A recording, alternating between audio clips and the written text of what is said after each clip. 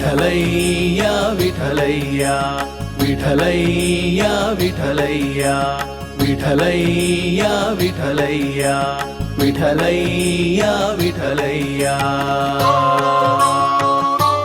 ಹರಿ ಓಂ. ನಾರಾಯಣಂ ನಮಸ್ಕೃತ್ಯ ನರಂ ಚೈವ ನರೋತ್ತಮಂ ದೇವೀಂ ಸರಸ್ವತೀಂ ವ್ಯಾಸಂ ತಥೋ ಜಯಮುದೀರಯೇತ್. ಪ್ರಥಮೋ ಹನುಮನ್ನಾಮ ದ್ವಿತೀಯೋ ಭೀಮ ಏವ ಚ ಪೂರ್ಣಪ್ರಜ್ಞಸ್ತುತಿಯಸ್ತು ಭಗವತ್ಕಾರ್ಯ ಸಾಧಕಃ. ಆಚಾರ್ಯ ಶ್ರೀಮದಾಚಾರ್ಯ ಸಂತಮೇ ಜನ್ಮಜನ್ಮನಿ. ತಪೋ ವಿದ್ಯಾ ವಿರಕ್ತ್ಯಾದಿ ಸದ್ಗುಣೌಘಾಕರಾನಹಂ ವಾದಿರಾಜ ಗುರುನ್ ವಂದೇ ಹಯಗ್ರೀವ ದಯಾಶ್ರಯಾನ್. ಪೂಜ್ಯಾಯ ರಾಘವೇಂದ್ರಾಯ ಸತ್ಯಧರ್ಮರತಾಯ ಚ ಭಜತಾಂ ಕಲ್ಪವೃಕ್ಷಾಯ ನಮತಾಂ ಕಾಮಧೇನವೇ ದುರ್ವಾರಿ ದ್ವಾಂತರವೇ ವೈಷ್ಣವೇಂದಿ ವರೇಂದವೇ ಶ್ರೀ ರಾಘವೇಂದ್ರ ಗುರುವೇ ನಮೋ ಅತ್ಯಂತ ದಯಾಳುವೆ.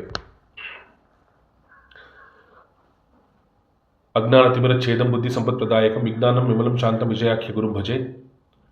ಆಗತಾದಿ ತ್ರಿಕಾಲಗ್ನಂ ಆಗಮಾರ್ಥ ವಿಶಾರದಂ ತ್ಯಾಗಭೋಗ ಸಮಾಯುಕ್ತಂ ಭಾಗಣ್ಣಾರ್ಯ ಗುರುಂ ಭಜೆ.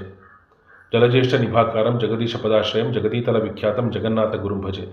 ಮುದ್ದುಮೋಹನ ಕರಕಮಲ ಸಂಜಾತಂ ವರಕರಿಗಿರಿ ಕ್ಷೇತ್ರವಾಸಂ ನೃಸಿಂಹ ಪಾದಾರವಿಂದೈಕದಾಸಂ ತಂದೆ ಮುದ್ದುಮೋಹನ ದಾಸವರ್ಯಂ ಭಜೆ. ಶ್ರೀ ಪದ್ಮನಾಭದಾಸರಾಯ ಗುರುಭ್ಯೋ ನಮಃ. ಹಯಗ್ರೀವ ಪದಾಂಬೋಜ ಮಾನಸಂ ಸ್ವಾದೀಶ ಪ್ರಿಯಂ ಗುರು ಗೋವಿಂದ ವಿಠಲ ದಾಸವರ್ಯಂ ಗುರುಂ ವಂದೇ ನಿರಂತರಂ. ಆಪಾದಮೌಳಿ ಪರ್ಯಂತಂ ಗುರುಣಾಂ ಆಕೃತಿಂ ಸ್ಮರೆ ತೇನ ವಿಘ್ನಾಃ ಪ್ರಣಶ್ಯಂತೆ ಸಿದ್ಧ್ಯಂಚ ಮನೋರಥಾಃ. ಅತಿಗುಪ್ತಾದಿ ಗುಪ್ತವರ ಸಾಧನ ಕರ್ಮನಿಷ್ಠಂ ಗುರು ಗೋವಿಂದ ವಿಠಲ ವರ ಶಿಷ್ಯಂ ನಾನಾ ಗ್ರಂಥಾದಿ ಪ್ರಮಾಣ ಪೂರಿತ ಕರ್ತಂ ನಮಾಮಿ ಗುರು ಶ್ರೀ ತಿರುಮಲೇಶ ಹರಿವಿಠಲಂ. ಮಮ ಗುರು ಶ್ರೀ ಹಯಾಸ ವಿಠಲ ದಾಸರಾಯ ಗುರುಭ್ಯೋ ನಮಃ. ಹರಿ ಓಂ. ಈವರೆಗೆ ಹರಿಕಥಾಮೃತ ಸಾರದ ಕರುಣಾಸಂಧಿ ಅಂದರೆ ಎರಡನೆಯ ಸಂಧಿಯಾದಂತಹ ಕರುಣಾಸಂಧಿ, ಆ ಕರುಣಾಸಂಧಿಯಲ್ಲಿ 6 ಪದ್ಯಗಳ ಚಿಂತನೆ, ಭಾವಪ್ರಕಾಶಿಕೆಯ ಚಿಂತನೆ ಮುಗಿದಿದೆ. ಇವತ್ತು 7ನೆಯ ಪದ್ಯ, ಅದರ ಚಿಂತನೆಯನ್ನು ಮಾಡೋಣ. ಬಹಳ ಸಣ್ಣವನಾದ್ದರಿಂದ ನನ್ನಿಂದ ಸಹಜವಾಗಿ ತಪ್ಪುಗಳಾಗಬಹುದು. ಕೇಳುವಂತಹ ಹಿರಿಯರು, ಗುರು ಸಮಾನರು, ಜ್ಞಾನಿಗಳು, ಸದ್ಭಕ್ತರು ತಪ್ಪುಗಳಿದ್ದಲ್ಲಿ ಕ್ಷಮಿಸಿ ಆಶೀರ್ವದಿಸಿ ಈ ಚಿಂತನೆಯನ್ನು ಸ್ವೀಕರಿಸಬೇಕೆಂದು ಪ್ರಾರ್ಥನೆ. ಶ್ರೀ ತಿರುಮಲೇಶ ಹರಿವಿಠಲಾತ್ಮಕ ಶ್ರೀ ಹಯಾಸ್ಯ ವಿಠಲಾಭಿನ್ನ ಶ್ರೀ ಮೋಹನ ಗೋಪಾಲ ವಿಠಲ ಏನನ್ನು ನುಡಿಸ್ತಾನೆ ಅದನ್ನು ನುಡಿಯೋದು.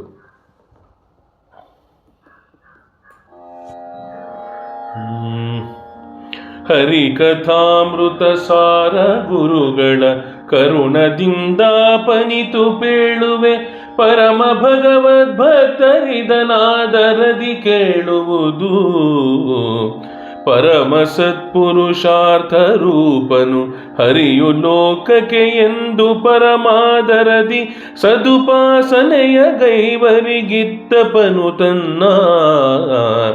ಮರೆದು ಧರ್ಮಾರ್ಥಗಳ ಕಾಮಿಸುವರಿಗೆ ನಗುತ್ತದೆ ಶೀಘ್ರದಿಂದಲಿ ಸುರಪತನಯ ಸುಯೋಧನರಿಗಿತ್ತಂತೆ ಕೊಡುತ್ತೀಪ ಇತ್ತಂತೆ ಕೊಡುತ್ತೀಪ. ಮೊದಲಿಗೆ ಪ್ರತಿಪದದ ಅರ್ಥಚಿಂತನೆ. ಪರಮ ಸತ್ಪುರುಷಾರ್ಥ ರೂಪನು ಹರಿಯು ಲೋಕಕ್ಕೆ ಎಂದು ಪರಮಾದರದಿ ಸದುಪಾಸನೆಯ ಗೈವರಿಗೆ ಇತ್ತಪನು ತನ್ನ. ಇದರಲ್ಲಿ ಪರಮ ಸತ್ಪುರುಷಾರ್ಥಗಳು ಅಂದರೆ ಯಾವುದು ಅಂದರೆ ಅದು ಧರ್ಮ, ಅರ್ಥ, ಕಾಮ ಮತ್ತು ಮೋಕ್ಷ.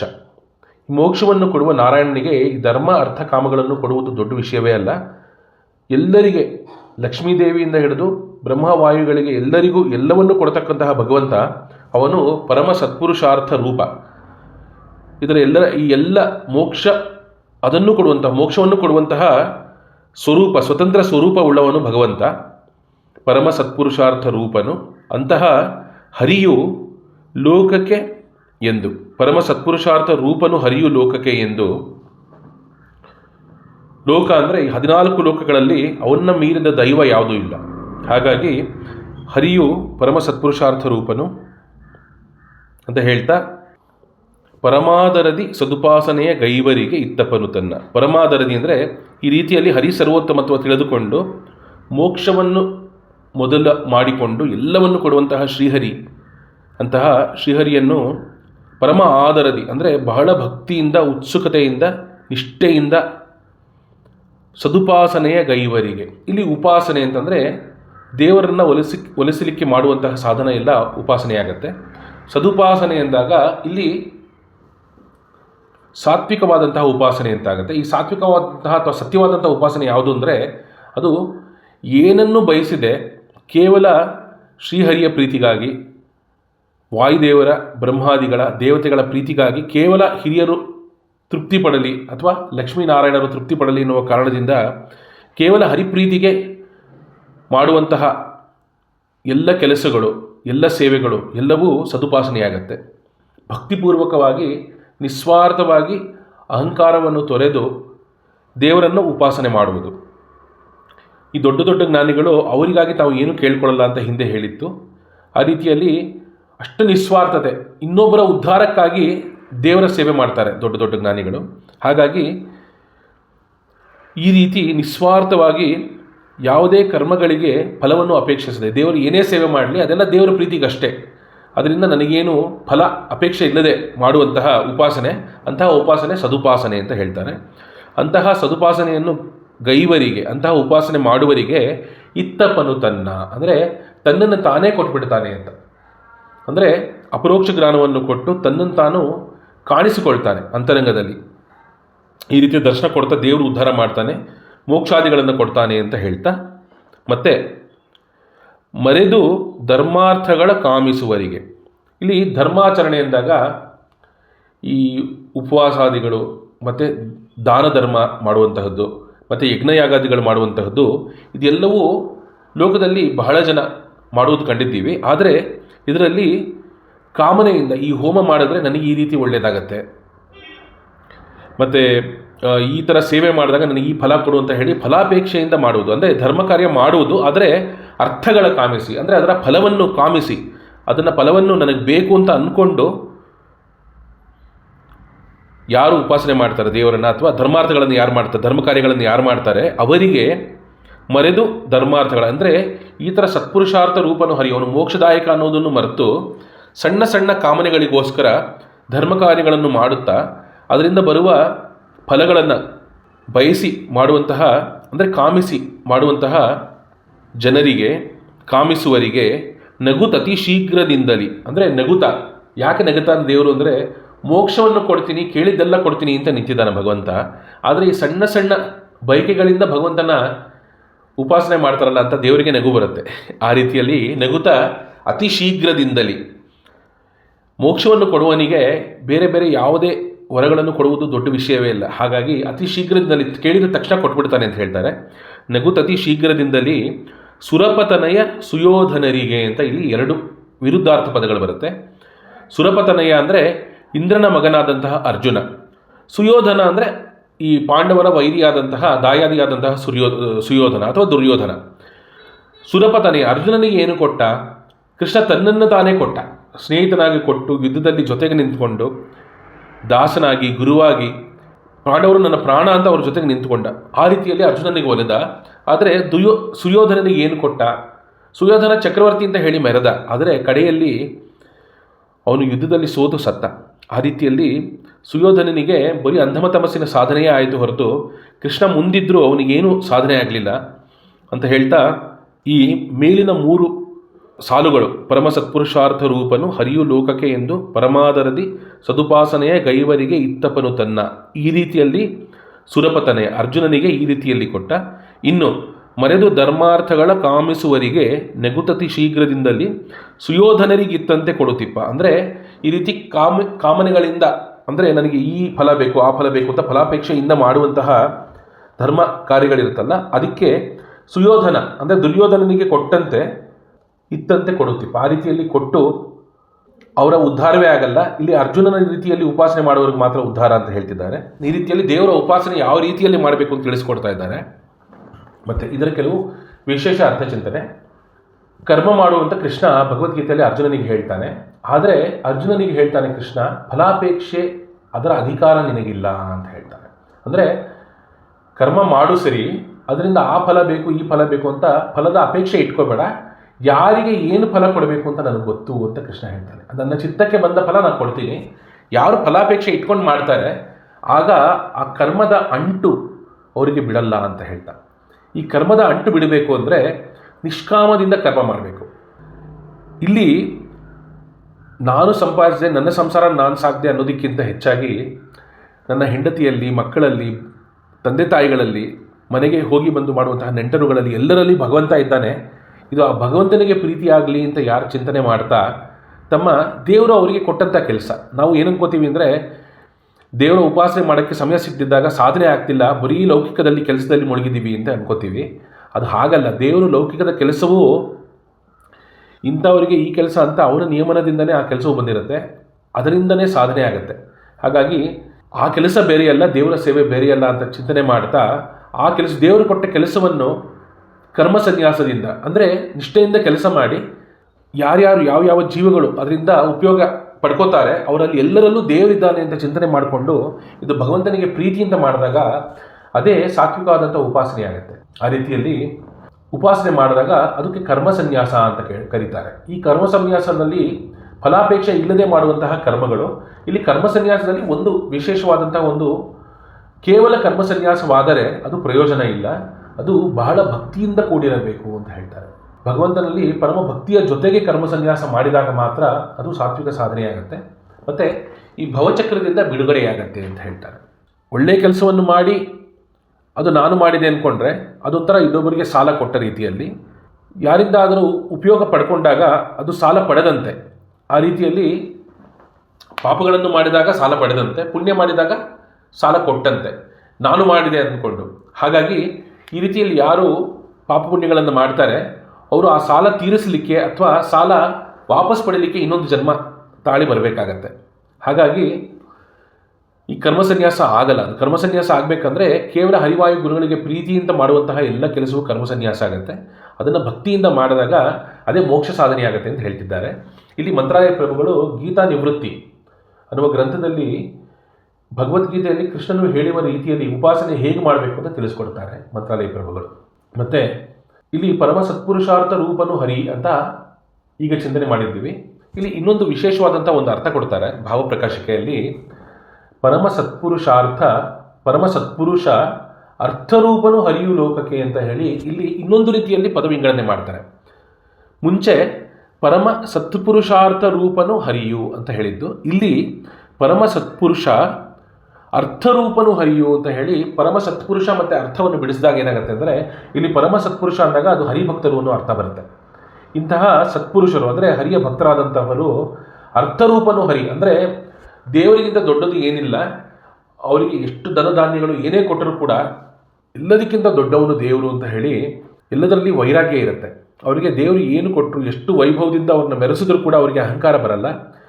ಧನವನ್ನು ಕೊಟ್ಟಿದ್ದು ದೇವರು ಅಂತ ಹೇಳಿ ಎಲ್ಲದರಲ್ಲೂ ದೇವರನ್ನ ಕಾಣ್ತಾರೆ. ಆ ರೀತಿಯಲ್ಲಿ ಅರ್ಥರೂಪನು ಹರಿ, ಪರಮ ಸತ್ಪುರುಷರು ಅರ್ಥರೂಪನು ಹರಿ, ಅವನಿಗಿಂತ ದೊಡ್ಡದು ಏನಿಲ್ಲ ಅಂತ ಆ ರೀತಿಯಲ್ಲಿ ಉಪಾಸನೆ ಮಾಡಿದಾಗ ಇತ್ತಪನು ತನ್ನ ಅಂತ ಹೇಳ್ತಾರೆ. ಇಲ್ಲಿ ಉದಾಹರಣೆಗೆ ಸುಧಾಮ ದೊಡ್ಡ ಜ್ಞಾನಿಯಾಗಿದ್ದ, ಬೇಕಾದಷ್ಟು ಮಂದಿಗೆ ವಿದ್ಯೆ ದಾನ ಮಾಡ್ತಿದ್ದ. ಆದರೆ ಅವನು ಯಾವತ್ತೂ ಆಗಿನ ಕಾಲದಲ್ಲಿ ವಿದ್ಯೆ ಅಂದರೆ ದೇವರ ಬಗ್ಗೆ ತಿಳಿಯೋದೆ, ಶಾಸ್ತ್ರ ವಿಚಾರವೇ ವಿದ್ಯೆ ಆಗಿತ್ತು. ಆಗಿನ ಕಾಲದಲ್ಲಿ ಲೌಕಿಕವೂ ಇರ್ತಿತ್ತು, ಆದರೆ ಶಾಸ್ತ್ರ ವಿಚಾರ ದೇವರ ಬಗ್ಗೆ ತಿಳಿಯೋದೇ ಪ್ರಮುಖವಾದಂತಹ ವಿದ್ಯೆ. ಆ ಕಾಲದಲ್ಲಿ ದೇವರ ಬಗ್ಗೆ ತಿಳಿಸಿದಾಗ ಅಥವಾ ವೇದಗಳನ್ನು ಇನ್ನೊಬ್ಬರಿಗೆ ವಿದ್ಯೆಯಾಗಿ ಹೇಳಿಕೊಟ್ಟಾಗ ಅದರಿಂದ ಏನು ಬಯಸಬಾರದು ಅಂತ ಹೇಳ್ತಾರೆ, ಅಪೇಕ್ಷೆ ಇರಬಾರ್ದು ಅಂತ. ಹಾಗಾಗಿ ಸುಧಾಮ ಯಾರಿಂದ ಏನೂ ಪಡ್ಕೋತಾ ಇರಲಿಲ್ಲ. ಅಷ್ಟು ಜನಕ್ಕೆ ಅವನು ಪಾಠ ಮಾಡಿದ್ರು ಕೂಡ ಎಲ್ಲವೂ ದೇವರ ಸೇವೆ ಅಂತ ಮಾಡ್ತಿದ್ದ. ಹಾಗಾಗಿ ಬಹಳ ಬಡತನ ಇತ್ತು ಅವನಿಗೆ. ಆದರೆ ಕೃಷ್ಣನ ಒಲಿಮೆ ಆದ ಮೇಲೆ ಅವನಿಗೆ ಬಹಳ ಧನ ಸಂಪತ್ತು ಬಂತು. ಅವನಿಗೆ ಧನ ಸಂಪತ್ತು ಇಲ್ಲದಿದ್ದಾಗಲೂ ಅಥವಾ ಧನ ಸಂಪತ್ತು ಬಂದ ಆದ ಮೇಲೂ ಕೂಡ ಅವನ ವ್ಯಕ್ತಿತ್ವದಲ್ಲಿ ಏನೂ ಬದಲಾವಣೆ ಇಲ್ಲ. ಕೃಷ್ಣ ಏನು ಅವನಿಗೆ ಧನ ಕೊಟ್ಟ, ಆ ಎಲ್ಲದರಲ್ಲೂ ಭಗವಂತನನ್ನೇ ಕಾಣ್ತಾ ಅವನಿಗೆ ಸುಧಾಮನಿಗೆ ಯಾವುದ್ರ ಮೇಲೆ ಅಟ್ಯಾಚ್ಮೆಂಟ್ ಇರಲಿಲ್ಲ, ಅಂದರೆ ಎಲ್ಲ ವೈರಾಗ್ಯ ಇತ್ತು. ಈ ರೀತಿಯಲ್ಲಿ ಪುರಂದರದಾಸರ ಚರಿತ್ರೆಯಲ್ಲೂ ನಾವು ನೋಡಬಹುದು. ನವರತ್ನಗಳು 1 ಕೋಟಿ ಇತ್ತಂತೆ ಪುರಂದರದಾಸರ ಬಳಿಯಲ್ಲಿ, ಪೂರ್ವಾಶ್ರಮದಲ್ಲಿ ಅಸಿನಪ್ಪರಲ್ಲಿ. ಅಷ್ಟು ಧನ ಸಂಪತ್ತನ್ನು ಕೇವಲ ಒಂದು ತುಳಸಿ ದಳ ಇಟ್ಟು ಕೃಷ್ಣಾರ್ಪಣ ಅಂತ ಹೇಳ್ತಾರೆ. ಅಂದರೆ ಭಗವಂತನ ಒಲಿಮೆಗಿಂತ ಯಾವುದು ದೊಡ್ಡದಲ್ಲ ಅಂತ ಹೇಳಿ ಈ ರೀತಿಯಲ್ಲಿ ಚಿಂತನೆ, ಅಷ್ಟು ವೈರಾಗ್ಯ ಪುರಂದರದಾಸರಿಗೆ. ಈ ರೀತಿಯಲ್ಲಿ ಪರಮ ಸತ್ಪುರುಷರು ಅರ್ಥರೂಪನು ಹರಿ ಅಂತ ಹೇಳಿ ಚಿಂತನೆ ಮಾಡ್ತಾರೆ. ಧನಧಾನ್ಯಗಳು ಯಾವ ಸಂಪತ್ತು ದೇವರಿಗಿಂತ ದೊಡ್ಡದು ಯಾವುದೂ ಇಲ್ಲ ಅಂತ ಹೇಳಿ, ಇಲ್ಲಿ ದೇವರೇ ಪ್ರಾಮುಖ್ಯವ, ಇನ್ಯಾವುದೂ ಇಲ್ಲ ಅಂತ ಹೇಳಿ ಈ ರೀತಿಯಲ್ಲಿ ಉಪಾಸನೆ ಮಾಡುವವರಿಗೆ ಇತ್ತಪನು ತನ್ನ ಅಂತ, ಅವನನ್ನು ತನ್ನನ್ನು ತಾನೇ ಕೊಡ್ತಾನೆ ಅಂತ. ಮತ್ತು ಹಿಂದೆ ಹೇಳಿದಂಗೆ ತನುವ ದಂಡಿಸಿ ದಿನದಿ ಸಾಧನೆಯ ಮಾಳ್ಪರಿಗೆ ಇತ್ತಪನು ಸ್ವರ್ಗಾದಿ ಭೋಗಗಳ ಅಂತ. ಇಲ್ಲಿ ಮುಂಚೆ ಉದಾಹರಣೆ ಕೊಟ್ಟಿತ್ತು. ಈ ಅಸುರರ ತಪಸ್ಸು, ಸಹಸ್ರಾರು ವರ್ಷಗಳ ಕಾಲ ತಪಸ್ಸು ಮಾಡಿ ಹಿರಣ್ಯಾಕ್ಷ, ಹಿರಣ್ಯಕಶಿಪು, ರಾವಣ, ಕುಂಭಕರ್ಣರೆಲ್ಲ ಕೇವಲ ಸ್ವಾರ್ಥಕ್ಕೋಸ್ಕರ ನನಗೆ ಸಾವು ಬರಬಾರದು, ನಾನೇ ಚಕ್ರವರ್ತಿಯಾಗಿ ಮರಿಬೇಕು, ಎಲ್ಲರಿಗಿಂತ ದೊಡ್ಡವನು ನಾನಾಗಬೇಕು ಅನ್ನೋ ರೀತಿಯಲ್ಲಿ ಸ್ವಾರ್ಥದಿಂದ ಉಪಾಸನೆ ಮಾಡಿ ಸಾವಿರಾರು ವರ್ಷ ತಪಸ್ಸು ಮಾಡಿದ್ರು, ದೇಹದಂಡನೆ ಮಾಡಿದ್ರು. ಅದು ಕೇವಲ ಅಸುರರ ತಪಸ್ಸಾಯಿತು. ಅದರಿಂದ ಫಲ ಏನಾಯಿತು ಅಂದರೆ ಅವರಿಗೆ ಅಂಧಮ ತಪಸ್ಸಿನ ಸಾಧನೆ ಆಯಿತು, ಪ್ರಯೋಜನವೇ ಆಗಲಿಲ್ಲ. ಆ ರೀತಿಯಲ್ಲಿ ಭಗವಂತನ ಒಲುಮೆಗೆ ತನುವ ದಂಡಿಸುವ ಅವಶ್ಯಕತೆ ಇಲ್ಲ ಅಂತ ಹೇಳ್ತಾರೆ. ಕೈಲಾಗದಿದ್ದಾಗ ಮನಸ್ಸಿನಲ್ಲೇ ಪೂಜೆ ಮಾಡಿಕೊಂಡು ಮಾನಸಿಕ ಪೂಜೆ, ಮಾನಸಿಕ ಸಂಧ್ಯಾವಂದನೆ ಸಮಯ ಸಿಗ್ತಾ ಇಲ್ಲ, ಏನೋ ಅನಾರೋಗ್ಯ, ಹೇಗಿದ್ದರೂ ಕೂಡ ಅಥವಾ ವಯಸ್ಸಾಗಿದೆ, ಹಾಗಿದ್ದಾಗ ನನಗೆ ಏನೂ ದೇವ್ರ ಸೇವೆ ಆಗ್ತಿಲ್ಲ ಅಂತ ಚಿಂತೆ ಮಾಡೋ ಅವಶ್ಯಕತೆ ಇಲ್ಲ. ಮನಸ್ಸಿನಲ್ಲೇ ಏನೋ ಒಂದು ಪದಾರ್ಥವನ್ನು ಸೃಷ್ಟಿ ಮಾಡಿ ಅದನ್ನು ದೇವರಿಗೆ ಕೊಟ್ಟರೆ ಅದನ್ನೇ ನೈವೇದ್ಯ ಅಂತ ಭಗವಂತ ಸ್ವೀಕಾರ ಮಾಡ್ತಾರೆ, ಅಷ್ಟು ಕರುಣಾಮಯಿ. ಹಾಗಾಗಿ ತನುವ ದಂಡಿಸಿ ದಿನದಿ ಸಾಧನೆಯ ಮಾಡ್ಪರಿಗೆ ಫಲಾಪೇಕ್ಷೆ ಇಟ್ಕೊಂಡು ಮಾಡಿದಾಗ ಎಷ್ಟು ತನು ದಂಡಿಸಿದ್ರೂ ಪ್ರಯೋಜನ ಇಲ್ಲ. ಆದರೆ ಫಲಾಪೇಕ್ಷೆ ಇಲ್ಲದೆ ಕೇವಲ ಭಗವಂತನ ಪ್ರೀತಿಗಾಗಿ ಏನು ಮನಸ್ಸಿನಲ್ಲಿ ಮಾಡಿದರೂ ಅದು ಭಗವಂತ ಸ್ವೀಕಾರ ಮಾಡ್ತಾನೆ ಅಂತ. ಹಾಗಾಗಿ ಮಾನಸಿಕ ಪೂಜೆ ತುಂಬ ಶ್ರೇಷ್ಠವಾದದ್ದಂತ ಹೇಳ್ತಾರೆ. ಮತ್ತು ಈ ಇಹದಲ್ಲಿ ಬರುವಂತಹ ಎಲ್ಲ ದುಃಖಗಳಿಗೆ ಈ ರೀತಿಯ ಸದುಪಾಸನೆಯೇ ಔಷಧ. ಇಲ್ಲಿ ದೇವರನ್ನು ಏನು ಕೇಳದಿದ್ದರೂ ಕೂಡ ಭಗವಂತನಿಗೆ ಯಾರ್ಯಾರಿಗೆ ಯಾವ ಯಾವ ಸಮಯದಲ್ಲಿ ಏನು ಅವಶ್ಯಕತೆ ಬರುತ್ತೆ ಅದು ಅವನಿಗೆ ಗೊತ್ತಿರುತ್ತೆ. ಹಾಗಾಗಿ ಅವನು ಭಕ್ತರ ಅವಶ್ಯಕತೆ ಅದನ್ನು ಅವನು ಕೊಡ್ತಾನೆ, ಅದನ್ನು ಪ್ರತ್ಯೇಕವಾಗಿ ಕೇಳುವ ಅವಶ್ಯಕತೆ ಇಲ್ಲ ಅಂತ ಹೇಳ್ತಾರೆ. ಕೃಷ್ಣನಿಗೆ ಎಲ್ಲ ಗೊತ್ತು, ಸರ್ವಜ್ಞನಾದಂಥ ಭಗವಂತನಿಗೆ ಆ ಕಾಲಕ್ಕೆ ಭಕ್ತರಿಗೆ ಏನೇನು ಬೇಕೋ ಅದನ್ನು ಅವನು ಖಂಡಿತ ಒದಗಿಸ್ತಾನೆ ಅಂತ ಹೇಳ್ತಾ, ಇನ್ನು ಇಹದಲ್ಲಿ ಬರುವಂತಹ ಎಲ್ಲ ದುಃಖಗಳಿಗೆ ಹೇಗೆ ಈ ಫಲಾಪೇಕ್ಷೆ ಇಟ್ಕೊಂಡು ಮಾಡುವ ಕರ್ಮಗಳು ಅದು ನರಕಕ್ಕೆ ಸಾಧನ ಅಂತ ಹೇಳ್ತಾರೆ. ದೊಡ್ಡ ದೊಡ್ಡ ಯಾಗಗಳು ಮಾಡಿದ್ರೂ ಕೂಡ ಅದು ನಾನು ಮಾಡಿದೆ ಅಂದ್ಕೊಂಡಾಗ ಯಾಗದಲ್ಲಿ ಎಷ್ಟೋ ಹುಳುಗಳು ಬಂದು ಸತ್ತಿರುತ್ತೆ, ಆ ಪಾಪದ ಸೋಂಕಾಗತ್ತೆ ಹೊರತು ಒಂದು ಸಣ್ಣ ಕಲ್ಲಿನಷ್ಟು ಪುಣ್ಯ ಆದರೆ ಒಂದು ದೊಡ್ಡ ಬೆಟ್ಟದಷ್ಟು ಪಾಪ ಸಂಗ್ರಹಣೆ ಆಗುತ್ತೆ ನಾನು ಮಾಡಿದೆ ಅಂದ್ಕೊಂಡು ಮಾಡಿದಾಗ. ಅದೇ ಭಗವಂತನ ಪ್ರೀತಿಗಾಗಿ ಅಂತ ಮಾಡಿದಾಗ ಅಲ್ಲಿ ಕರ್ಮ ಸನ್ಯಾಸ ಆಗುತ್ತೆ. ಆಗ ಆ ಪುಣ್ಯ ಪಾಪಗಳೆಲ್ಲ ಭಗವಂತನಿಗೆ ಸಮರ್ಪಣೆ ಮಾಡಿದಾಗ ಆತನಿಗೆ ಏನೂ ಅಂಟಲ್ಲ. ಆ ಕರ್ಮ ಸನ್ಯಾಸ ಆದಾಗ ಈ ಒಂದು ಕಂಪಲ್ಸರಿ ಸೈಕಲ್ ಇದೆಯಲ್ಲ, ಈ ಕರ್ಮಗಳಿಂದ ಭವಚಕ್ರದಲ್ಲಿ, ಪುಣ್ಯ ಪಾಪಗಳಿಂದ ಭವಚಕ್ರದಲ್ಲಿ ಹುಟ್ಟು ಸಾವನ್ನ ಮೀರಿ ಮೋಕ್ಷ ಸಾಧನೆ ಆಗುವಂಥದ್ದು ಇದು ಯಾವಾಗ ಆಗುತ್ತೆ ಅಂದರೆ ಇದು ಭಕ್ತಿಯಿಂದ ಮಾಡುವ ಕರ್ಮ ಸನ್ಯಾಸದಿಂದ ಮಾತ್ರ ಆಗುತ್ತೆ ಅಂತ ಹೇಳ್ತಿದ್ದಾರೆ. ಈ ರೀತಿಯಲ್ಲಿ ವಿಷವಾದರೂ ಅದು ಸದುಪಾಸನೆ ಮಾಡಿದಾಗ ಆ ವಿಷವೂ ಅಮೃತವಾಗುತ್ತೆ ಅಂತ ಹೇಳ್ತಾ ಇಲ್ಲಿ ಪ್ರಹ್ಲಾದರಾಜರ ಉದಾಹರಣೆ. ಪ್ರಹ್ಲಾದರಾಜರು ವಿಷ ಸೇವನೆ ಮಾಡಿದ್ರು ಅದು ಅಮೃತವಾಯಿತು. ಮತ್ತು ಇಲ್ಲಿ ಹಾವಿನ ವಿಷವನ್ನು ಕೂಡ ಎಷ್ಟೋ ಔಷಧಿಗಳಿಗೆ ಬಳಸ್ತಾರೆ. ಈ ಶಸ್ತ್ರಚಿಕಿತ್ಸೆ ಆಗೋ ಕಾಲಕ್ಕೆ ಈ ರಕ್ತನಾಳಗಳಲ್ಲಿ ರಕ್ತ ಸುರಿತಿರುತ್ತೆ, ಅದನ್ನು ತಡೆಗಟ್ಟಕ್ಕೋಸ್ಕರ ಈ ಬೈಪಾಸ್ ಸರ್ಜರಿ ಅಂತೆಲ್ಲ ಹೇಳ್ತಾರಲ್ಲ, ಅಲ್ಲಿ ರಕ್ತ ಸುರಿಯುವಿಕೆಯನ್ನು ತಡೆಗಟ್ಟೋದಕ್ಕೋಸ್ಕರ ಈ ರೀತಿ ಹಾವಿನ ವಿಷದಿಂದ ಮಾಡುವಂತಹ ಔಷಧಿಗಳನ್ನು ಬಳಸ್ತಾರೆ. ಹಾಗೆ ವಿಷವನ್ನು ಅಮೃತ ಮಾಡಬಲ್ಲ ಶಕ್ತಿ ಈ ಥರ ಸದುಪಾಸನೆ ಮಾಡುವುದಕ್ಕಿದೆ ಅಂತ ಹೇಳ್ತಾ, ಕೇವಲ ಭಗವತ್ ಪ್ರೀತಿಗಾಗಿ ಮಾಡುವ ಉಪಾಸನೆ ಅದು ಸದುಪಾಸನೆ. ಈ ರೀತಿ ಕರ್ಮ ಸನ್ಯಾಸ ಭಕ್ತಿಯಿಂದ ಮಾಡಿದಾಗ ಈ ರೀತಿಯಲ್ಲಿ ವಿಷವೂ ಅಮೃತವಾಗುತ್ತೆ ಅಂತ ಹೇಳ್ತಿದ್ದಾರೆ. ಮತ್ತು ಇಲ್ಲಿ ಒಂದು ಉದಾಹರಣೆ ಕೊಡ್ತಾರೆ. ಪ್ರಹ್ಲಾದ, ನಾರದರು ಮತ್ತು ಪರೀಕ್ಷಿತ ರಾಜ ಏನು ದೇಹ ದಂಡಿಸಿ ಏನೂ ಮಾಡಲಿಲ್ಲ, ಶುಕುಮನಿಗಳಿಂದ ಭಕ್ತಿಯಿಂದ ಭಾಗವತ ಶ್ರವಣ ಮನನಗಳನ್ನು ಮಾಡ್ದ. ಹಾಗಾಗಿ ಪರೀಕ್ಷಿತ ರಾಜನಿಗೆ 7 ದಿನಗಳಲ್ಲಿ ಮೋಕ್ಷ ಸಾಧನೆ ಆಯಿತು. ಆದರೆ ಸುತಪಸ್ಸು ಒಬ್ಬ ಋಷಿಗಳು ಪತ್ನಿ ಜೊತೆಗೆ ಕೂತ್ಕೊಂಡು 12,000 ವರ್ಷ, ಅದು ದೇವಮಾನ ವರ್ಷಗಳು ಅಂದರೆ ನಮ್ಮ 1 ವರ್ಷ ದೇವತೆಗಳಿಗೆ 1 ದಿನ, ಅಂದರೆ ಮನುಷ್ಯಮಾನದಲ್ಲಿ 360 ವರ್ಷ, ಅದು ದೇವತೆಗಳಿಗೆ 1 ವರ್ಷ ಆಗುತ್ತೆ. ಆ ರೀತಿಯಲ್ಲಿ ನೋಡಿದಾಗ 12,000 ದೇವಮಾನ ವರ್ಷಗಳು ಅಂದರೆ 12,000 ಗುಣಿಸಿ 360 ಮಾಡಿದಾಗ ಅದು 43,20,000 ವರ್ಷ ಆಗುತ್ತೆ. ಅಂದರೆ ಅದು ಒಂದು ಮಹಾಯುಗ. ಅಂದರೆ ಒಂದು ಮಹಾಯುಗದಷ್ಟು, ಅಂದರೆ ಒಂದು ಕಲಿಯುಗ, ದ್ವಾಪರಯುಗ, ತ್ರೇತಾಯುಗ, ಕೃತಿಯುಗ, ಈ 4 ಸೇರಿಸಿ ಒಂದು ಮಹಾಯುಗ. ಈ ಮಹಾಯುಗದಷ್ಟು ಕಾಲ ಆ ಸುತಪಸ್ಸು ಅನ್ನೋ ಒಂದು ಋಷಿ ತನ್ನ ಪತ್ನಿಯ ಜೊತೆ ಕೂತ್ಕೊಂಡು ತಪಸ್ಸು ಮಾಡ್ತಾನೆ. ಏನಂದರೆ ದೇವರನ್ನು ತನ್ನ ಮಗನಾಗಿ ಪಡಿಬೇಕು ಅಂತ ಆಸೆಯಿಂದ. ಆಗ ವೃಷ್ಣಿಗರ್ಭ ಅನ್ನುವ ಒಂದು ರೂಪದಲ್ಲಿ ದೇವರು ಅವರಲ್ಲಿ ಅವತಾರ ಮಾಡ್ತಾನೆ. ಅವತಾರ ಮಾಡಿದಾಗ ಈ ವೃಷ್ಣಿಗರ್ಭ ಸಾಕ್ಷಾತ್ ಭಗವಂತ ಅನ್ನೋದನ್ನು ಅರಿದೇ ತನ್ನ ಮಗ ಅನ್ನುವ ಒಂದು ಭ್ರಮೆಯಲ್ಲಿ ಅವರು ತನ್ನ ಮಗನ ರೀತಿಯಲ್ಲಿ ಭಗವಂತನ ನೋಡ್ತಾರೆ. ಹಾಗಾಗಿ ಅವರಿಗೆ ಅಷ್ಟು ತಪಸ್ಸು ಮಾಡಿದರೂ ಕೂಡ ಏನೂ ಸಾಧನೆ ಆಗಲ್ಲ. ಮತ್ತು ಅವರೇ ಆ ದಂಪತಿಗಳೇ ಸುತಪಸ್ಸು ಮತ್ತು ಅವರ ಪತ್ನಿಯೇ ಕಶ್ಯಪ ಋಷಿಗಳಾಗಿ ಅತಿಥಿಯಾಗಿ ಬರ್ತಾರೆ. ಮುಂದೆ ಬಂದು ಪಯೋವ್ರತ ಮಾಡ್ತಾರೆ. ಆಗ ವಾಮನ ರೂಪದಲ್ಲಿ ಭಗವಂತ ತಿರ್ಗಾ ಅವರಲ್ಲಿ ಅವತಾರ ಮಾಡ್ತಾನೆ. ಆಗಲೂ ವಾಮನ ತಮ್ಮ ಮಗನೇ ಅಂತ ತಿಳಿದು ಭಗವಂತ ಸಾಕ್ಷಾತ್ ಭಗವಂತನ ಅವತಾರವೇ ಆದ ವಾಮನನನ್ನು ಕೂಡ ತಮ್ಮ ಮಗ ಅಂತ ತಿಳಿತಾರೆ. ಅಲ್ಲೂ ಕೂಡ ಅವರಿಗೆ ಮೋಕ್ಷ ಸಾಧನೆಯಾಗಲ್ಲ. ಮತ್ತೆ ಅವರು ತಿರ್ಗಾ ದೇವಕಿ ವಸುದೇವರಾಗಿ ಬರ್ತಾರೆ. ಆಗ ಕೃಷ್ಣ ಕೇವಲ ಅವರ ಮಗ ಅಲ್ಲ, ಅದು ಭಗವಂತನ ಅವತಾರ ಅಂತ ಆ ಜನ್ಮದಲ್ಲಿ ಅವರಿಗೆ ಅರಿವಾಗುತ್ತೆ. ಆಗ ಮಾತ್ರ ನಿಶ್ಚಿತ ಜ್ಞಾನ ಬಂದಾಗ ಅದು ಭಗವಂತನೇ, ಆದರೆ ನಮಗೋಸ್ಕರ ನಮ್ಮ ಮಗನಾಗಿ ಅವನು ಅವತಾರ ಮಾಡಿದ್ದಾನೆ ಅಂತ ಅರ್ಥ ಆದಾಗ ಅದು ನಿಶ್ಚಿತ ಜ್ಞಾನ. ಆಗ ಮಾತ್ರ ಅವರಿಗೆ ಮೋಕ್ಷ ಸಾಧನೆ ಆಗುತ್ತೆ ಅಂತ ಹೇಳ್ತಿದ್ದಾರೆ. ಈ ರೀತಿಯಲ್ಲಿ ಭಗವಂತನನ್ನು ಅರ್ಥಕೊಂಡು ಕರ್ಮ ಸನ್ಯಾಸದಿಂದ ಕೇವಲ ಹರಿವಾಯು ಗುರುಗಳಿಗೆ ಪ್ರೀತಿ ಆಗಲಿ ಅನ್ನೋ ಒಂದು ಕಾರಣದಿಂದ ಯಾರು ಉಪಾಸನೆ ಮಾಡ್ತಾರೆ, ಈ ಥರ ಸದುಪಾಸನೆಯ ಗೈವರಿಗೆ ಇತ್ತಪ್ಪನು ತನ್ನ ಅಂತ ಹೇಳ್ತಾರೆ, ತನ್ನನ್ನು ತಾನು ತೋರಿಸ್ಕೊಳ್ತಾನೆ ಅಂತ. ವಿಜಯದಾಸು ಒಂದು ಕಡೆ ಹೇಳ್ತಾರೆ, ಎಷ್ಟೋ ಯುಗಗಳ ಸಾಧನೆ ಅದು ಕೇವಲ ಒಂದು ಕ್ಷಣ ಸಾಧನೆಗೆ ಸಮವಾಗಿರಬಹುದು. ಸಾಧನೆಯ ಕ್ರಮ ಗೊತ್ತಿಲ್ಲ ಅಂದಾಗ ಈ ರೀತಿಯಾಗತ್ತೆ. ಯುಗಗಳಷ್ಟು ಸಾಧನೆ ಮಾಡಿ ಅದು ಒಂದು ಕ್ಷಣದಷ್ಟೇ ಸಾಧನೆ ಆಗತ್ತೆ. ಇನ್ನು ಈ ಸದುಪಾಸನೆಯ ಬಲ್ಲವರಿಗೆ, ಅಂದರೆ ದೊಡ್ಡ ದೊಡ್ಡ ಜ್ಞಾನಿಗಳು, ಅವರ ಉಪಾಸನೆ ಕ್ರಮ ಬೇರೆ ಇರುತ್ತೆ. ಆ ಉಪಾಸನೆಯ ಮರ್ಮ ಅರ್ತಿರ್ತಾರೆ ಜ್ಞಾನಿಗಳು. ಅಂತಹ ಜ್ಞಾನಿಗಳು ಒಂದು ಕ್ಷಣದಲ್ಲಿ ಹಲವಾರು ಯುಗಗಳಷ್ಟು ಸಾಧನೆ ಒಂದೇ ಕ್ಷಣದಲ್ಲಿ ಮಾಡ್ಕೋಬಲ್ಲರು.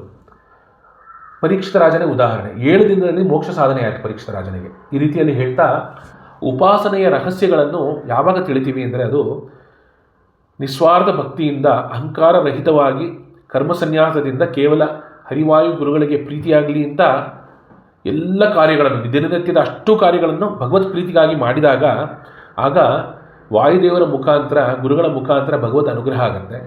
ಆಗ ಈ ಉಪಾಸನೆಯ ಕ್ರಮಗಳು, ಇದರ ಮರ್ಮಗಳು, ಇದರ ರಹಸ್ಯಗಳನ್ನು ಗುರುಮುಖೇನ ಭಗವಂತ ತಿಳಿಸಿಕೊಡ್ತಾನೆ ಅಂತ ಹೇಳ್ತಿದ್ದಾರೆ.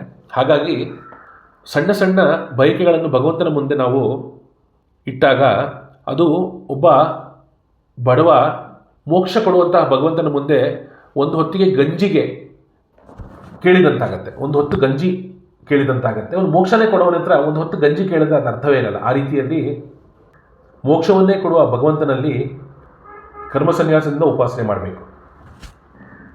ಏನನ್ನು ಕೇಳೋ ಅವಶ್ಯಕತೆ ಇಲ್ಲ, ಅವನು ಎಲ್ಲವನ್ನು ಕೊಡ್ತಾನೆ.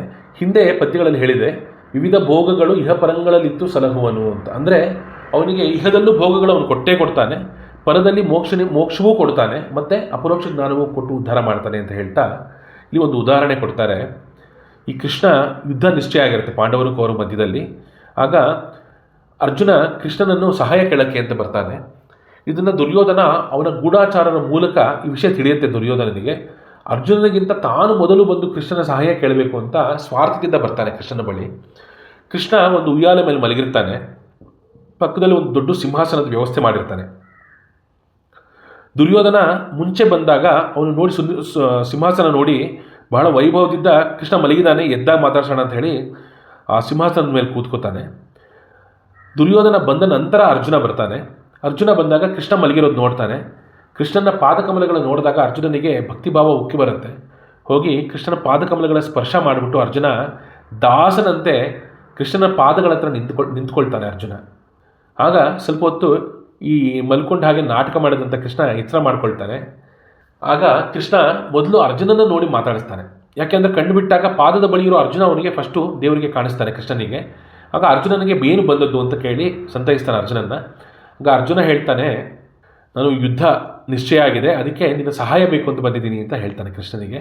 ಅಷ್ಟೊತ್ತಿಗೆ ದುರ್ಯೋಧನ ಹೇಳ್ತಾನೆ, ಅರ್ಜುನನಿಗಿಂತ ಮುಂಚೆ ನಾ ಬಂದೆ, ಹಾಗಾಗಿ ನೀನು ನನಗೆ ಮೊದಲು ಕೊಡಬೇಕು ಅಂತ ಹೇಳಿ ದುರ್ಯೋಧನ ಹೇಳಿದಾಗ ಕೃಷ್ಣ ಹೇಳ್ತಾನೆ, ಇಲ್ಲಿ ಇದ್ದಿದ್ದು ಒಂದೇ ಆಸನ, ಆ ಆಸನದಲ್ಲಿ ನೀನು ಕೂತಿದ್ಯಾ ಅಂದಮೇಲೆ ನೀನು ಮೊದಲು ಬಂದಿದ್ದು ಅಂತ ನನಗೆ ಗೊತ್ತು ದುರ್ಯೋಧನ, ಹಾಗಾಗಿ ನೀನು ಅದನ್ನು ಪ್ರತ್ಯೇಕವಾಗಿ ಹೇಳಬೇಕಾಗಿಲ್ಲ. ಆದರೆ ನಾನು ಅರ್ಜುನನನ್ನು ಮೊದಲು ಕಂಡೆ, ಹಾಗಾಗಿ ಇಬ್ಬರಿಗೂ ಏನು ಬೇಕೋ ಅದನ್ನು ನಾನು ಕೊಡ್ತೀನಿ, ಆದರೆ ಮೊದಲು ನಾನು ಅರ್ಜುನನಿಗೆ ಕೊಡ್ತೀನಿ ಅಂತ ಕೃಷ್ಣ ಹೇಳ್ತಾನೆ. ಹೇಳಿ ಅರ್ಜುನನ ಕೇಳಿದಾಗ, ಒಂದು ಕಡೆ ನಾನು ನಿರಾಯುಧನಾಗಿ ಕೇವಲ ನಾನೊಬ್ಬನೇ ಏನು ಯುದ್ಧ ಮಾಡೋದಿಲ್ಲ, ಏನು ಆಯುಧವನ್ನು ಹಿಡಿಯಲ್ಲ, ಆದರೆ ಜೊತೆಗಿರ್ತೀನಿ, ಅಂತಹ ನಾನು ಬೇಕೋ, ಇಲ್ಲ ಅಂದರೆ ಅದಕ್ಕೆ ಬದಲಾಗಿ 10 ಲಕ್ಷ ಮಂದಿ ಒಳ್ಳೆ ದೃಢಕಾಯದಿಂದ ಇರುವಂತಹ ಸೈನಿಕರು ಬೇಕಾ ಅಂತ ಕೇಳ್ತಾರೆ. ಕುದುರೆ ಆನೆಗಳ ಸಮೇತ 10 ಲಕ್ಷ ಮಂದಿ ಸೈನಿಕರು ಬೇಕಾ ಅಂತ ಕೇಳಿದಾಗ ಅರ್ಜುನ ಹೇಳ್ತಾನೆ, ಕೃಷ್ಣ ನನಗೆ ನೀನೇ ಬೇಕು, ನನಗೆ ನಿನ್ನ ಬಿಟ್ಟು ಬೇರೆ ಏನೂ ಬೇಡ ಅಂತ ಹೇಳ್ತಾನೆ. ಇಲ್ಲಿ ದುರ್ಯೋಧನ ಯುದ್ಧ ಮಾಡದೇ ಇರೋ ಕೃಷ್ಣನ ಕಟ್ಕೊಂಡು ಏನು ಮಾಡೋದು, ನನಗೆ ಆ ಸೈನಿಕರು ಬಂದರೆ ಯುದ್ಧದಲ್ಲಿ ಗೆಲ್ಲಬಹುದು ಅಂತ ಸ್ವಾರ್ಥದಿಂದ ಆ ಸೈನಿಕರನ್ನು ಕೇಳ್ತಾನೆ. ಹಾಗಾಗಿ ಕೃಷ್ಣ ಇಬ್ಬರಿಗೂ ಏನು ಬೇಕೋ ಅದನ್ನು ಕೊಟ್ಟ ರೀತಿಯಲ್ಲಿ ಆಗತ್ತೆ, ಆದರೆ ಉದ್ಧಾರ ಆಗಿದ್ದು ಅರ್ಜುನ ಮಾತ್ರ. ಅಲ್ಲಿ ಕೃಷ್ಣ ಈಶ, ಅರ್ಜುನ ದಾಸ. ದಾಸಭಾವದಲ್ಲಿ ಭಗವಂತನ ಮುಂದೆ ನಿಂತ್ಕೊಳ್ತಾನೆ ಕೃಷ್ಣನ ಮುಂದೆ ಅರ್ಜುನ. ಆಗ ಕೃಷ್ಣ ಏನೂ ಆಯುಧ ಹಿಡಿಲಿಲ್ಲ. ಆದರೆ ಇಡೀ ಮಹಾಭಾರತದ ಸಾರಾಂಶವೆಲ್ಲ ಭಗವದ್ಗೀತೆ, ಆ ಭಗವದ್ಗೀತೆಯ ಸಾರಾಂಶವೆಲ್ಲ ವಿಷ್ಣು ಸಹಸ್ರನಾಮ. ಈ ರೀತಿಯಲ್ಲಿ ಎಲ್ಲದಕ್ಕೂ ಕೃಷ್ಣ ಕಾರಣ. ಹಾಗಾಗಿ ಯುದ್ಧದಲ್ಲಿ ಪಾಂಡವರನ್ನು ಗೆಲ್ಲಿಸಿ ಪಾಂಡವರಿಗೆ ಜಯ ಕೊಡಿಸ್ತಾನೆ ಕೃಷ್ಣ. ದುರ್ಯೋಧನನ ಸಾವಾಗತ್ತೆ ಕಡೆಯಲ್ಲಿ, ಭೀಮಸೇನ ದೇವರಿಂದ ದುರ್ಯೋಧನನ ಸಾವಾಗತ್ತೆ. ಈ ರೀತಿಯಲ್ಲಿ ಕೇವಲ ಭಗವಂತನ ಪ್ರೀತಿಗೋಸ್ಕರ ಭಗವಂತನೇ ಬೇಕು ಅಂತ ಉಪಾಸನೆ ಮಾಡಬೇಕು, ಕರ್ಮ ಸನ್ಯಾಸ ಇರಬೇಕು, ಭಕ್ತಿ ಇರಬೇಕು ಅಂತ ಹೇಳ್ತಾ, ಈ ರೀತಿಯಲ್ಲಿ ಉಪಾಸನೆ ಮಾಡುವವರಿಗೆ ಇತ್ತಪ್ಪನು ತನ್ನ ಅಂತ ಹೇಳ್ತಾ, ಮರೆದು ಧರ್ಮಾರ್ಥಗಳ ಕಾಮಿಸುವವರಿಗೆ ನಗುತತಿ ಶೀಘ್ರದಿಂದಲೇ ಸುಯೋಧನರಿಗಿತ್ತಂತೆ ಕೊಡೋತಿಪ್ಪ. ಅಂದರೆ ಸುಯೋಧನನಿಗೆ ಕೊಟ್ಟಂತೆ ಕೊಡ್ತಾನೆ, ಧರ್ಮಾರ್ಥಗಳನ್ನು ಮಾತ್ರ ಕಾಮಿಸಿದರೆ. ಆದರೆ ಪರಮ ಸತ್ಪುರುಷಾರ್ಥ ರೂಪನು ಹರಿ ಅಂತ ತಿಳಿದುಕೊಂಡು ನಿಸ್ವಾರ್ಥ ಉಪಾಸನೆ, ಭಕ್ತಿ ಉಪಾಸನೆ ಮಾಡೋದ್ರಿಂದ ಅದು ಮೋಕ್ಷ ಸುಖ ಆಗತ್ತೆ ಮತ್ತು ಅಪರೋಕ್ಷ ಜ್ಞಾನ ಕೊಡ್ತಾನೆ ಅಂತ ಹೇಳ್ತಾ ಪುರಂದರದಾಸರು ಈ ರೀತಿಯಲ್ಲಿ ಸ್ತುತಿಸ್ತಾರೆ.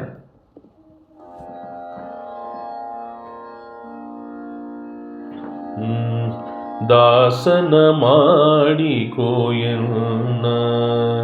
ಸ್ವಾಮಿ ಸಾಸಿರ ನಾಮದ ವೆಂಕಟರಮಣ. ದಾಸನ ಮಾಡಿಕೋ ಎನ್ನ ದುರ್ಬುದ್ಧಿಗಳನ್ನೆಲ್ಲ ಬಿಡಿಸೋ ನಿನ್ನ ಕರುಣ ಕವಚವೆನ್ನ ಹರಣಕ್ಕೆ ತೊಡಿಸೋ.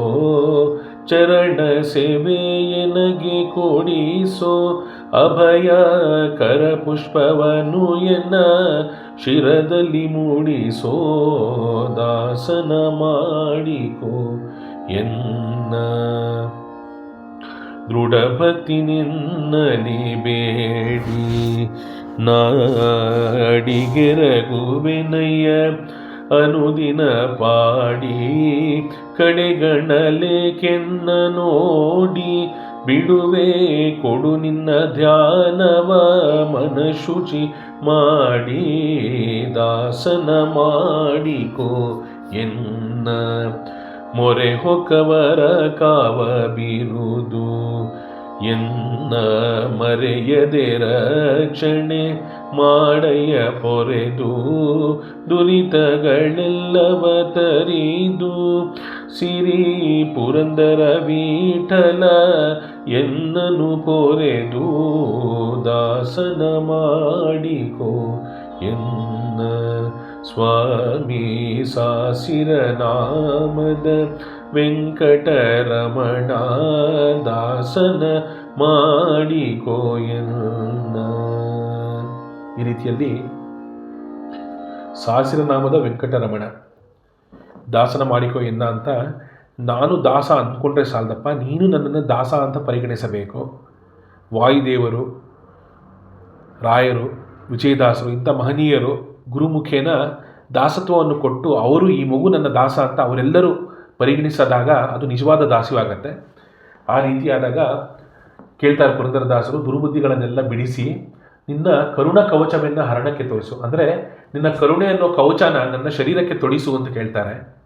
ಚರಣ ಸೇವೆ ನನಗೆ ಕೊಡಿಸು. ಅಂದರೆ ಛಲಪ್ರತಿಮೆಗಳಾದವು ಗುರುಗಳು, ಛಲಪ್ರತಿಮೆಗಳಾದಂತಹ ಗುರುಗಳ ಚರಣ ಸೇವೆ ಸಿಕ್ಕಾಗ ಆ ಥರ, ಮತ್ತು ಜ್ಞಾನಿಗಳ ಸೇವೆ ಮಾಡುವುದು. ಈ ರೀತಿಯಲ್ಲಿ ಛಲಪ್ರತೀಕಗಳು ಭಗವಂತನ ಪ್ರತೀಕ. ಆ ಛಲಪ್ರತೀಕೆಗಳಲ್ಲಿ ಮತ್ತು ಸಾಲಿಗ್ರಾಮಾದಿಗಳಲ್ಲಿ ಸೇವೆ ಮಾಡಿದಾಗ ಅದು ಭಗವತ್ ಪ್ರೀತಿಗಾಗಿ ಮಾಡಿದಾಗ ಅದು ಸದುಪಾಸನೆಯಾಗತ್ತೆ ಅಂತ ಹೇಳ್ತಾ, ಮತ್ತು ದೃಢಭಕ್ತಿ ನಿನ್ನಲ್ಲಿ ಬೇಡಿ ಅಡಿಗೆರಗುವೆನಯ್ಯ ಅನುದಿನ ಪಾಡಿ ಅಂತ ಹೇಳ್ತಾರೆ. ಕಡೆಗಣ್ಣ ಲೇಖನ್ನ ನೋಡಿ ಬಿಡುವೆ. ಈ ರೀತಿ ಕಡೆಗಣ್ಣಲ್ಲಿ ನೋಡಿ ನನ್ನ ಬಿಟ್ಟು ಬಿಡಬೇಡ, ನಿನ್ನ ಧ್ಯಾನವನ್ನು ಕೊಡು, ಮನಶುಚಿ ಮಾಡಿ ಧ್ಯಾನವನ್ನು ಕೊಡು ಅಂತ ಕೇಳ್ತಾ, ಮೊರೆ ಹೊಕ್ಕವರ ಕಾವ ಬಿರುದು. ಆ ರೀತಿ ಬಿರುದಿದೆ ನಿನಗೆ, ಮೊರೆ ಹೊಕ್ಕವರನ್ನು ನೀನು ಕಾಯ್ತೀಯ ಅಂತ. ಮರೆಯದೇ ರಕ್ಷಣೆ ಮಾಡಯ್ಯ ಪೊರೆದು, ಕಷ್ಟಗಳೆಲ್ಲ ನಿವಾರಣೆ ಮಾಡಿ ದುರಿತಗಳೆಲ್ಲವೂ ತರೆದು ಪಾಪಗಳನ್ನು ನಿವಾರಣೆ ಮಾಡಿ ಪುರಂದರ ವಿಠಲ ಎನ್ನನ್ನು ಪೊರೆದು ಅಂತ ಹೇಳ್ತಾ ದಾಸನ ಮಾಡಿಕೋ ಎನ್ನ. ಸ್ವಾಮಿ ನೀನು ನನ್ನ ದಾಸನಾಗಿ ಸ್ವೀಕರಿಸು. ಆ ರೀತಿ ಕರ್ಮ ಸನ್ಯಾಸದಿಂದ ನಿಸ್ವಾರ್ಥ ಭಕ್ತಿಯಿಂದ ಸದುಪಾಸನೆ ನನ್ನಿಂದ ಮಾಡಿಸ್ಕೊ ಅಂತ ಕೇಳ್ಕೊಳ್ತಾ ಇವತ್ತಿನ ಚಿಂತನೆಯನ್ನು ಮುಗಿಸೋಣ. ಅಸ್ಮದ್ ಗುರುವಂತರ್ಗತ ಶ್ರೀ ವಿಜಯದಾಸರಾಯ ಗುರುವಂತರ್ಗತ ಶ್ರೀ ರಾಘವೇಂದ್ರ ತೀರ್ಥ ಗುರುವಂತರ್ಗತ ಶ್ರೀ ವಾದಿರಾಜ ಅಂತರ್ಗತ ಶ್ರೀ ಭಾರತೀಯ ಮುಖ್ಯ ಪ್ರಣಾಂತರ್ಗತ ಶ್ರೀ ತಿರುಮಲೇಶ ಹರಿವಿಠಲಾತ್ಮಕ ಶ್ರೀ ಹಯಾಸ್ಯ ವಿಠಲಾಭಿನ್ನ ಶ್ರೀ ಮೋಹನ ಗೋಪಾಲ ವಿಠಲ ಪ್ರೇರಣ್ಯ ಪ್ರೀತ್ಯರ್ಥಂ ಪ್ರೀತೋ ವರದೋ ಭವತು. ಶ್ರೀಕೃಷ್ಣಾರ್ಪಣಮಸ್ತು. ಶ್ರೀ ಮಧ್ವೇಶಾರ್ಪಣಮಸ್ತು.